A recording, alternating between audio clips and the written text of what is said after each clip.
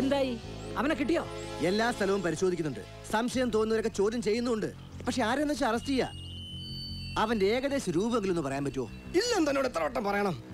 ഒരു കാര്യം ചെയ്യ്, കുറച്ച് മുളക് പൊടി എടുത്ത് തന്റെ 2 കണ്ണിലോട്ട് കൂടി ഇട്. അപ്പൊ അറിയാം ഏതൊക്കെ രൂപം വരുമെന്ന്. മുളക് പൊടി ശബ്ദം കേട്ട തിരിച്ചറിയാവോ? ഒരുതരം അടഞ്ഞ ശബ്ദ. ഇവനേതാ?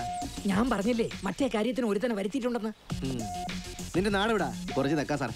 തെക്കും വടക്കും ഒന്നും വേണ്ട സാറേ. കൃത്യമായിട്ട് നാടും വീടൊക്കെ പറ സാറേ. അടഞ്ഞ ശബ്ദത്തിൽ പറഞ്ഞാൽ മതി.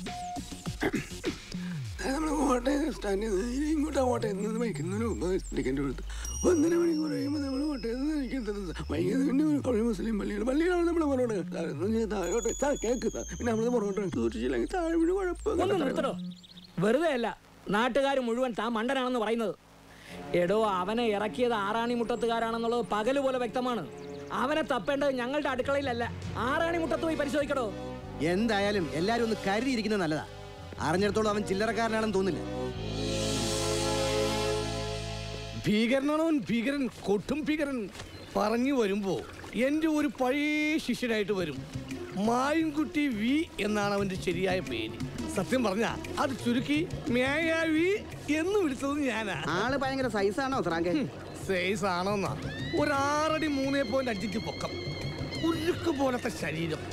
അവന്റെ ഒരു കയ്യുമിറ്റൊക്കെ ഉണ്ടല്ലോ, നിങ്ങളൊക്കെ കാല് പോലെ ഇരിക്കും. അപ്പൊ അയാള് കയ്യും കുത്തിയാണ് നടക്കണം. അവന്റെ ഒരു കൈ കുത്തിയാലേ നീയും നിന്റെ അപ്പനും എഴുന്നേറ്റ് നടക്കത്തില്ല. എന്നോട് ബഹുമാനം കാണിക്കാത്തവന്മാരെയും ഞാൻ അവന്റെ ലിസ്റ്റിൽ പെടുത്തുന്നുണ്ട്. കേട്ടില്ലേ? നാട്ടിലിപ്പോ ഇതേ ഉള്ളൂ സംസാരം. ഇനി ആ പെമ്പിള്ളേരെ ഉപദ്രവിക്കുന്ന കാര്യം പറയുമ്പോ അവന്മാരൊന്ന് വിറയ്ക്കും.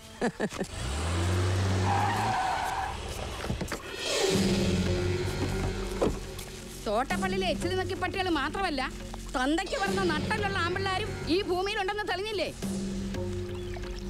ഒരു പാവം പെങ്കുച്ചിനെ കണ്ണീര് ഉടിപ്പിച്ചിട്ട് നീയൊക്കെ പടക്കം പൊട്ടിച്ച് രസിക്കുന്നു ഇല്ലടാ കുമാരാ? ഓ റെഡി. അവന്റെ നെഞ്ചത്ത് വെച്ച് പൊട്ടിക്കടാ. പിടിച്ചോ.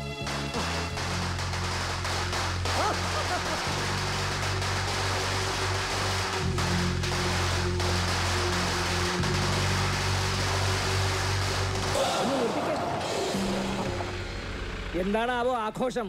ആഘോഷം തന്നെയാടാ. തോട്ടപ്പള്ളിക്കാർക്ക് ഒരു എല്ല് കൂടുതലാണല്ലോ.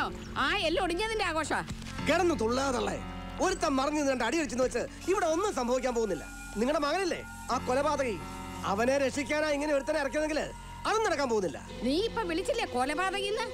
അത് വിളിക്കേണ്ടത് ചത്തുപോയി നിന്റെ തന്തയാടാ. അവനാ കൊലപാതകി. 1 2 7 ശവശരീരങ്ങളാ ഒരേ ദിവസം എന്റെ വീട്ടുമുറ്റത്ത് നേരത്തെ കിടത്തിയത്. നിനക്ക് ഓർമ്മയുണ്ടോടാ സുരേന്ദ്ര?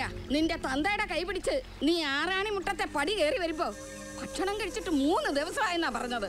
പിന്നെ കുറച്ചൊന്നുമല്ല എന്റെ ഈ കൈ കൊണ്ട് വെച്ചുണ്ടാക്കി ഇവന്മാരെല്ലാം കൂടെ തിന്നു കൂട്ടിയത്. പിന്നെ ഇവന്റെ അച്ഛൻ ഇവിടുത്തെ പണിക്കാരനായി, പങ്കുകച്ചവടക്കാരനായി, ഒടുവിലെല്ലാം ഒറ്റയ്ക്ക് വേണമെന്നായി. അതിനാ ദുഷ്ടം ചെയ്ത് എന്താണെന്നറിയോ?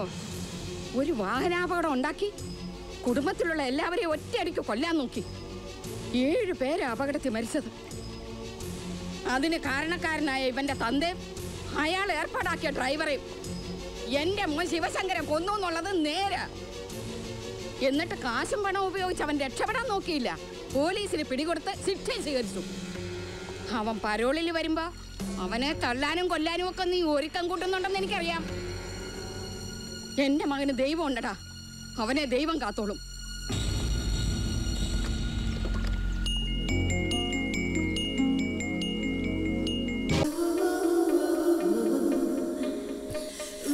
എന്തത്? ആരാ നീ? ഞാൻ ചെയ്യുന്നത് ചെയ്യാം. എന്ത് ചെയ്യാൻ? ഡാൻസ്. ഡാൻസോ? എനിക്ക് ഡാൻസ് പഠിക്കണം, പക്ഷെ പേരില്ല. മൈ ലക്ക്, നിന്നെ എനിക്ക് കിട്ടി. കിട്ടിന്ന് പറയാൻ ഞാനെന്താ പാവേ? പ്ലീസ്, നീ ഇത് പഠിക്കാൻ എന്നെ ഒന്ന് സഹായിക്കണം.